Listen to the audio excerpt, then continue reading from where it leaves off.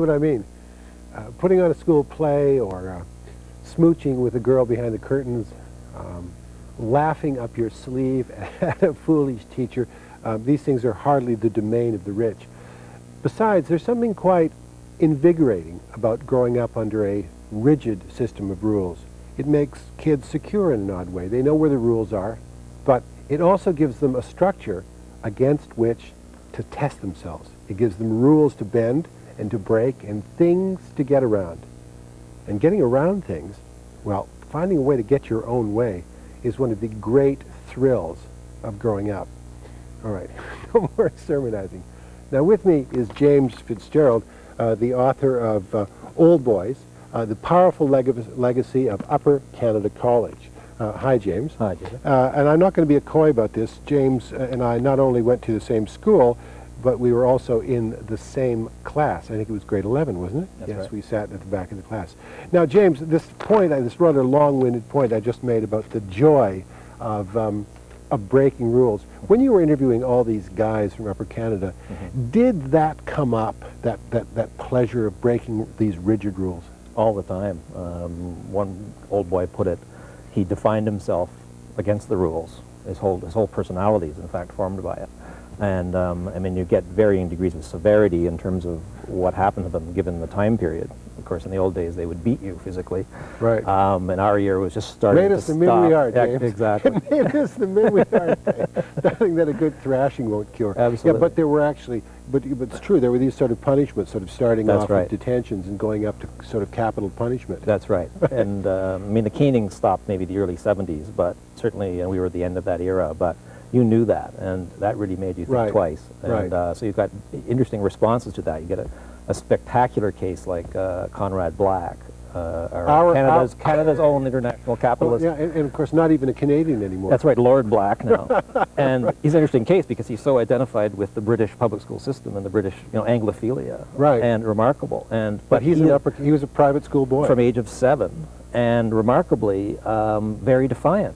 And they caned him at age 8, 9, and 10. And as I was interviewing him, I was quite sympathetic. I mean, he's kind of a scary guy, a bit Darth Vader-ish, but I was actually listening to him, and I became, this is quite impressive actually, in the 50s, age 9 and 10, defying these men with large sticks. A very ballsy guy, and he Yeah. he did some naughty stuff, didn't he? And the more they beat him, the more he defied them, and then the more they beat him.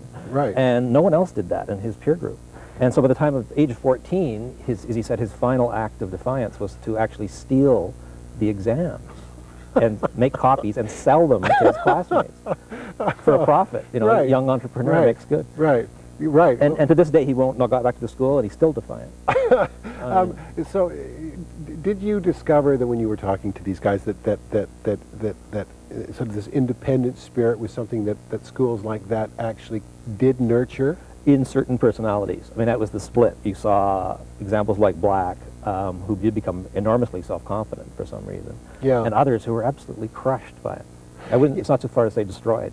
Yeah, but James, I've had the, during the 60s it was very fashionable to loathe private schools, and a lot of us kind of grew our hair and put on John Lennon glasses and went down to Yorkville, while our parents were picking up the tab, I might add, and fought against the system. But it did strike me that the boys who were destroyed by private schools were perhaps boys who might have been destroyed by any institution. Predisposed to be, you mean? Yeah. Yeah, the tragedy at Columbine, for example. I mean, it seems to me that there are certain children in this world who just have a very hard time of it, and they're going to have a very hard time of it anywhere. Yeah. Do you think? I mean, let's talk about the downsides. What you really think are the downsides of a private school education? What do you think they are, really? Yeah. Well, again, from that era, talking to these old boys, what struck me was the intensity of feelings. I mean, I just took a very simple approach. I put down a tape recorder and I said, talk to me. Right. And it did kind of create a kind of cathartic experience for a lot of people. I didn't intend to get that necessarily. I didn't always get that. But when it happened, it was amazing. And one of the things is that a lot of these guys were seriously still pissed off. Oh, decades afterwards. And about what? Well, again, this is where it's complex. The school is unique, I think, in the sense of just because of the concentration of wealth and power in the country in one place. And you had not only school expectation, but family expectations. So you had a lot of pressure on some kids. This was not true of all of us, But, I mean, a good example is David Thompson, who's the grandson of Lord Roy Thompson of Fleet, the media baron. Right. He's in line to inherit $16 billion. I mean, that's $16 billion with a B? $16 billion. That's a lot of bananas. Yeah, the 10th largest family fortune in the world. And he actually talked to me, which amazed me because he never talks to the press. And his was a good example of, here is a sensitive, artistic boy inheriting this fortune.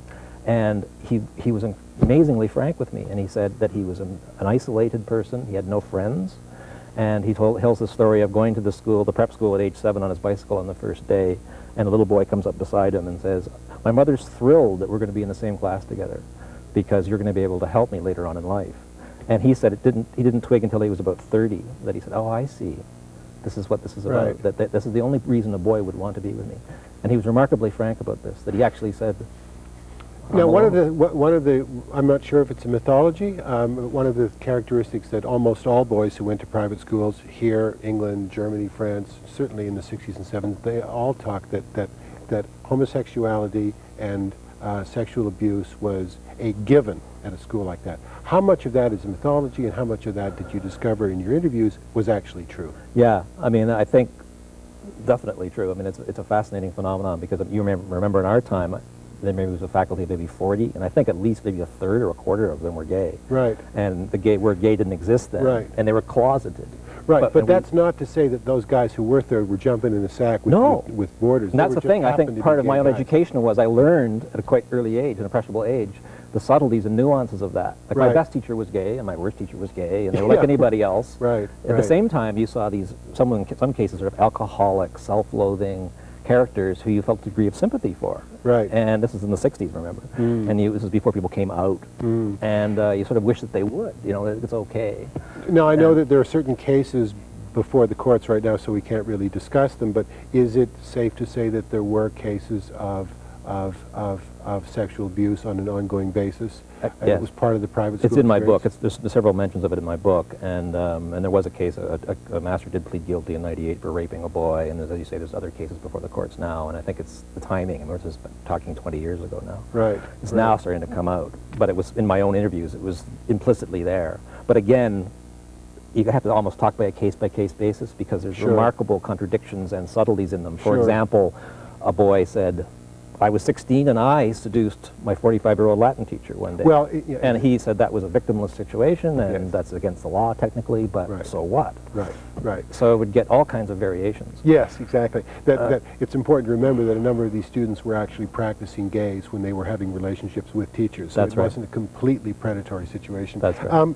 Let's talk about the upsides of a private school education, apart from the fact that, well, you and I turned out we're exemplars of reasons not to send your children to a private school. But all kidding aside, what do you think in your travels did you discover? What are the upsides of this rather, I think it is a specialized form of education. That's all guys, lots of money. Yeah.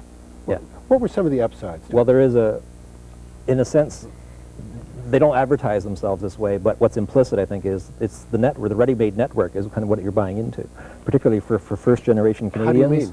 How do you mean? You can buy your way in. For example, recent immigrants are very attracted to the school because it's kind of a ticket to the upper middle class. I mean, you get in, you work hard, scrape together the money, get $17,000 to pay for your son to go here, and if he makes it, I mean, he's going to go off to Harvard or Yale, and he's going to have this network of friends, and you're in.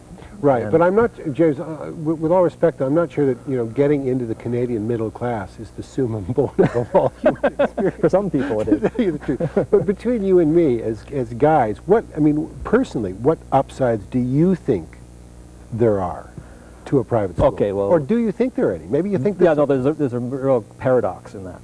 There are upsides and downsides, and they're almost fused together, and it's hard to separate them sometimes. Sure. But certainly, I think you get a good, solid education, a rigorous education that now people are bemoaning no one gets anymore. Right. There's an element of truth to that. Right. Then the question becomes at what cost, of course, not financially or emotionally. Right. And Roger said that in my book, very great for that grounding, and a good example is Michael McMillan founded Atlantis Films. He started playing, a teacher gave him a straight camera in grade 7. This is Canada. And it just took off, and he just loved it and became in love with it. He's been very grateful to this ever since. I mean, all kinds of examples.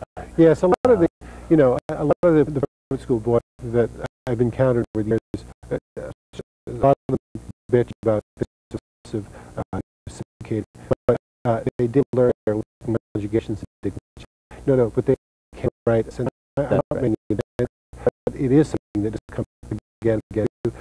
The issue of as I get older, my appreciation for good manners increases a great deal. There is a feeling that schools like that, for whatever reason, engender good manners. So what do you think? That is that thing that views? And in some ways, I mean, this is the Canadian from 1980. Another guy, my post-Canadian called were Italian upper class, he left his Tour and that area. That would be the European disability versus the North American. And that's the truth. And there's too, like politeness, crassness, right, among some of these. Right. There's so the two that I remember, which in one here's that rich to goes there. Certainly, the one talk the bass and all they're there for dinner. Of most people linked it wealthy that work hard, doctor, and I have a job to like and then gave to me. But her private school guy get a job opportunity than other people. No, anything.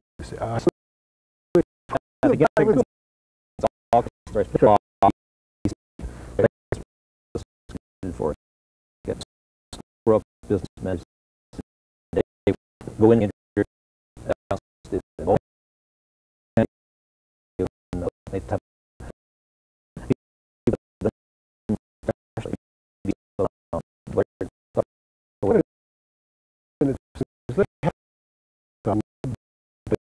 they have and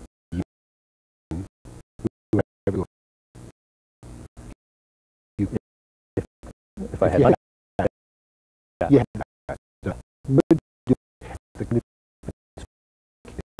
the farming of an yes, would assist co for Canada's not. I know a lot of schools. Really, first thing there are been, and that's in virtually shot. Ask you about what you feel for both.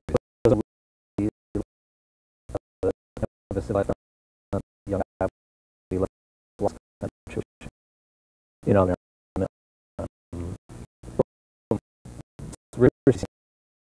age in the art